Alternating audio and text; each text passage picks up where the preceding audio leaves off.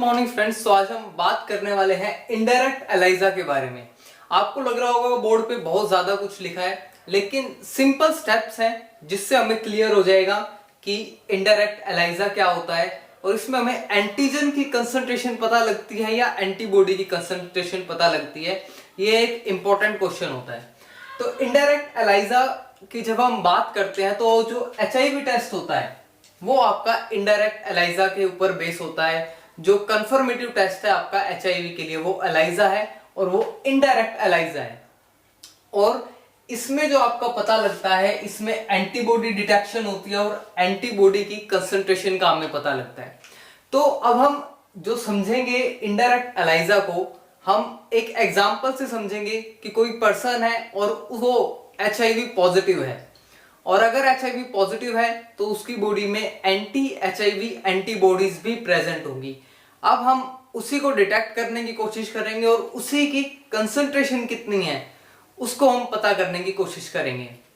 यहां पर एक बात नोट करने के लिए है कि हम एंटीबॉडी का पता कर रहे हैं तो मींस जो इनडायरेक्ट एलाइजा है ये आपका क्वालिटेटिवली भी है, और अगर हम कंसंट्रेशन का भी पता लगा रहे हैं तो ये आपका क्वांटिटेटिवली भी है। तो ये क्वेश्चन भी आपसे पूछा जाता है।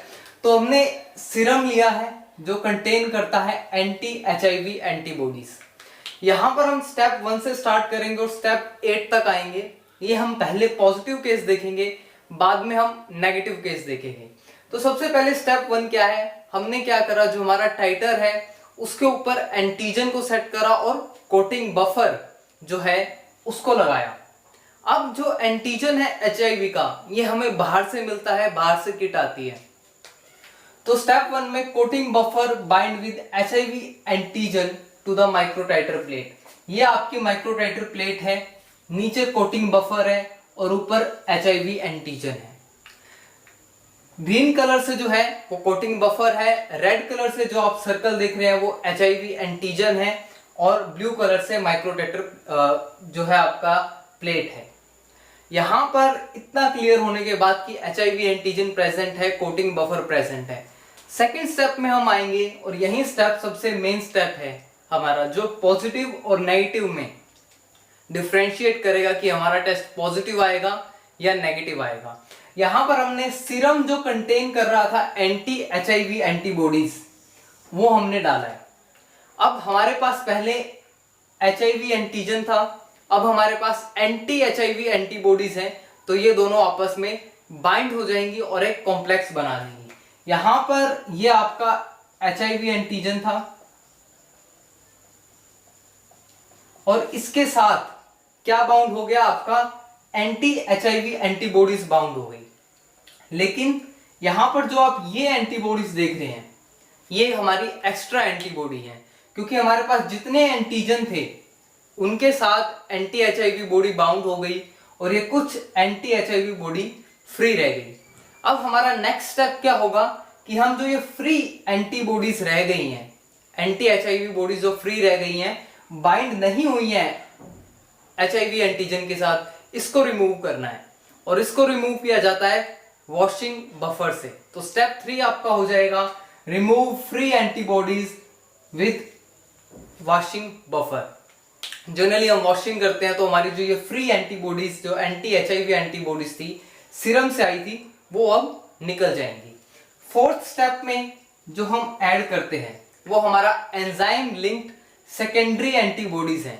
Enzyme linked secondary antibodies means enzyme के साथ सेकेंडरी एंटीबॉडीज प्रेजेंट है। अब सेकेंडरी एंटीबॉडीज क्या होती हैं, जो हमारी एंटीबॉडीज के साथ बाउंड हो जाती हैं उसे हम सेकेंडरी एंटीबॉडीज कहते हैं। ये एंटीजन के साथ भी बाउंड हो सकती हैं, एंटीबॉडीज के साथ भी बाउंड हो सकती हैं। ये डिपेंड करता है कि हम इनडायरेक्ट एलाइजा कर रहे हैं या फिर डायरेक्ट एलाइजा कर रहे हैं।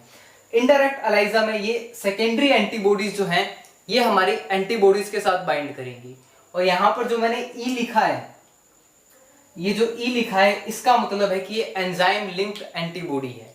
एंजाइम कौन सा है वो भी हम देखेंगे कि कौन सा एंजाइम हमने लिंक किया है, तो उसके साथ हमने क्रोमोजेनिक सब्सटेंस जो हमें कलर देगा वो कौन सा डालेंगे, क्योंकि ये भी आपका एक क्वेश्चन पूछा जाता है। तो यहां पर अब डिटेल में आते हैं। ये आपका एचआईवी का एंटीजन था, ये आपकी एंटी एचआईवी की एंटीबॉडीज थी जो इसके साथ बाइंड हुई। अब एंटी एचआईवी की एंटीबॉडीज के साथ हमारी सेकेंडरी एंटीबॉडीज जो कि एंजाइम लिंक है वो बाउंड हो गई, जो ग्रीन कलर से आप देख रहे हैं। अब यहां पर हमारे पास एक पूरा कॉम्प्लेक्स बन गया।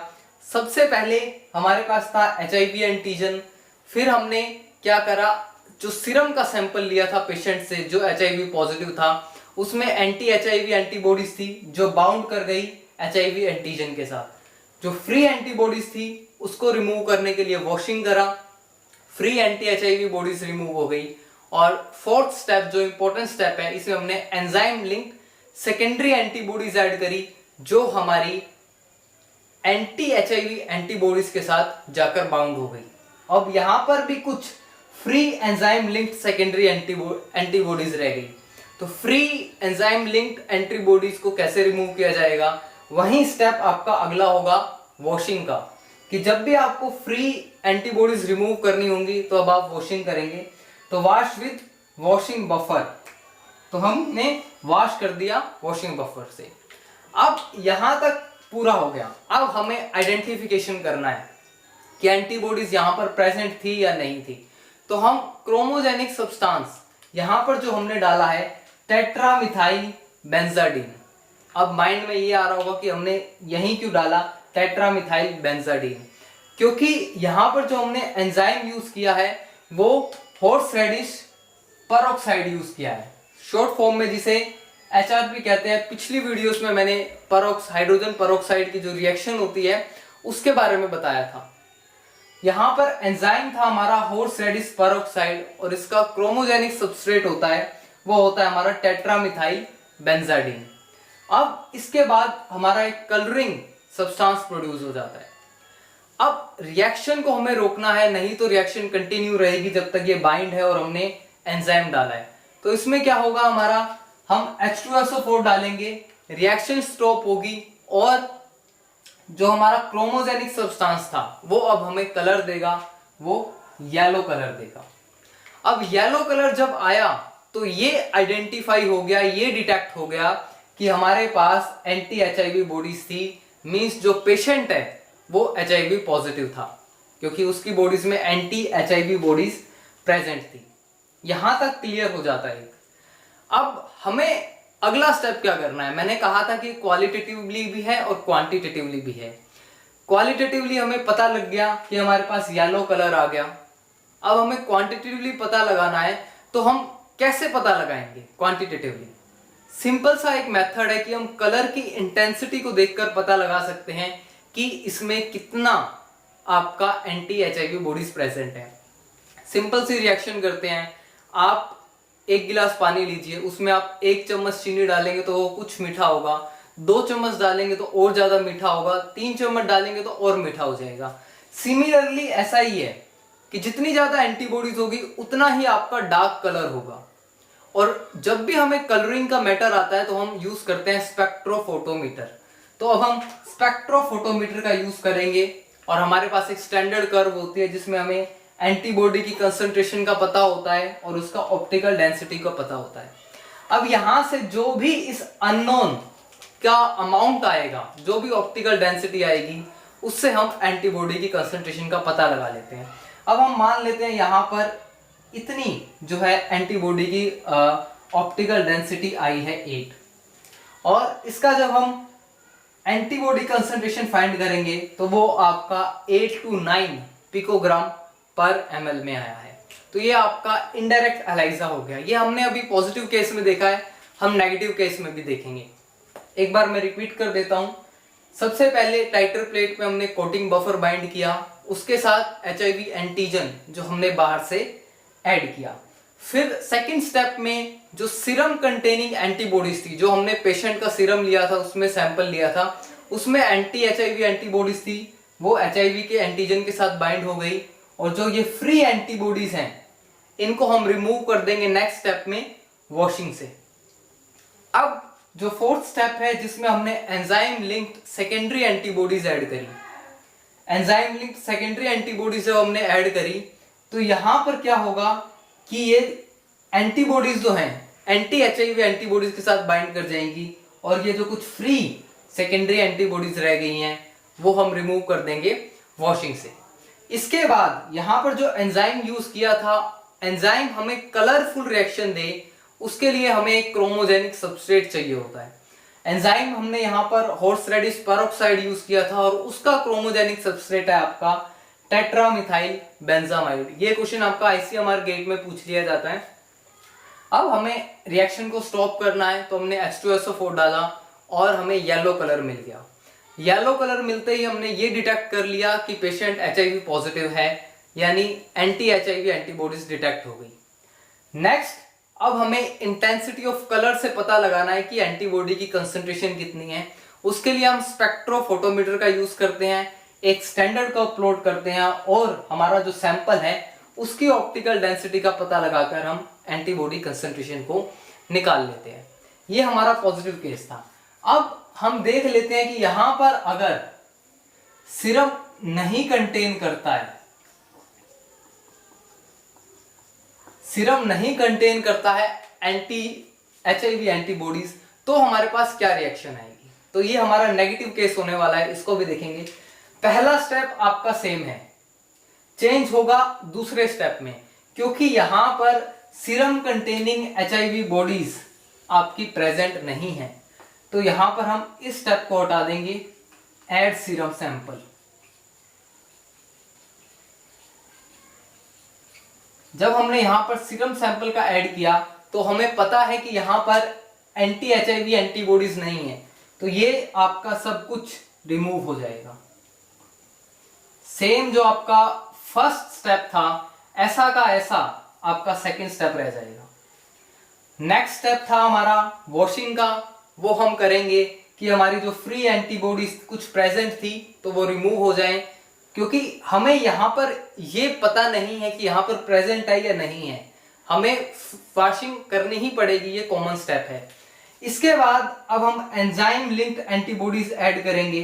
तो ये एंजाइम लिंक्ड एंटीबॉडीज किसी के साथ भी बाइंड नहीं होंगी, सारी की सारी एंजाइम लिंक्ड फ्री एंटीबॉडीज हमारी फ्री फॉर्म में रह जाएंगी, क्योंकि यहां पर एंटी एचआईवी एंटीबॉडीज जो हैं वो प्रेजेंट नहीं है, जिसकी वजह से एंजाइम लिंक्ड सेकेंडरी एंटीबॉडीज किसी के साथ बाइंड नहीं होंगी और सारी की सारी फ्री फॉर्म में रह जाएंगी। अब सारी की सारी फ्री फॉर्म में है एंजाइम लिंक्ड एंटीबॉडीज। अब हम क्या करेंगे, हम वॉशिंग करेंगे जब इसकी, तो ये सारी एंटीबॉडीज आपकी रिमूव आउट हो जाएंगी, कुछ भी नहीं बचेगा, क्योंकि ये सारी फ्री फॉर्म में थी, किसी के साथ बाउंड नहीं थी। तो वॉशिंग करी जब हमने तो ये हमारा सब कुछ बाहर निकल गया, कुछ भी नहीं बचा हमारे पास। जो फर्स्ट स्टेप था, फर्स्ट में हमारे पास जो चीज थी वही हमारे पास फोर्थ स्टेप तक आते आते वही चीज हमारे पास बच गई है। अब हमने कलरिंग सब्सटेंस ऐड कर ले, हम कुछ भी ऐड कर ले, हमारे पास कोई रिएक्शन शो नहीं होने वाली है। यहां पर भी हम वही क्रोमोजेनिक सबस्ट्रेट डालेंगे, टेट्रामिथाइल बेंजाडीन, वही हमने एंजाइम यूज करा था हॉर्स रेडिश पेरोक्साइड। लेकिन यहां पर H2SO डालने के बाद रिएक्शन तो स्टॉप हुई, लेकिन नो येलो कलर, कोई भी हमें येलो कलर नहीं मिला। और जब हमें येलो कलर नहीं मिला तो हमारा टेस्ट नेगेटिव आ गया। मींस जो हमने क्वालिटेटिवली टेस्ट किया था पेशेंट का कि पेशेंट एचआईवी पॉजिटिव है या नेगेटिव है, तो यहां पर जो पेशेंट है वो आपका एचआईवी नेगेटिव आ गया, क्योंकि कोई भी हमें येलो कलर नहीं मिला। और अगर हमें कलर नहीं मिला तो हम उसकी कंसंट्रेशन का भी पता नहीं लगा सकते हैं, क्योंकि एंटीबॉडीज प्रेजेंट नहीं है तो उसकी कोई कंसंट्रेशन नहीं होगी। तो ये आपका 8th स्टेप जो है ये आपको करने की जरूरत नहीं होती है नेगेटिव केस में। 8th स्टेप का यूज होता है जब हमें पता लगाना होता है एंटीबॉडी की कंसंट्रेशन का भी। तो यहां पर सिर्फ 7 स्टेप आपके रह जाते हैं। एक स्टेप जो ऐड होता है वो पॉजिटिव केस में होता है, जहां पर येलो कलर हमें शो हो जाता है। इस केस में हमें कोई कलर शो नहीं हुआ, तो एंटी एचआईवी बॉडीज अब्सेंट है, पेशेंट एचआईवी नेगेटिव है और हमारा 8th स्टेप खत्म हो गया। तो ये सिंपल सा प्रोसीजर है पॉजिटिव और नेगेटिव का। ये क्वेश्चन आपका टेट्रामिथाइल बेंजाडीन और हॉर्स रेडिश पेरोक्साइड का बहुत बार पूछा गया है। सिंपल स्टेप है, 8 स्टेप्स हैं, लेकिन नेगेटिव में 7 हो जाते हैं। I hope you like the video and you understand the indirect ELISA. For your support, you can press the subscribe button. Thank you so much and all the best.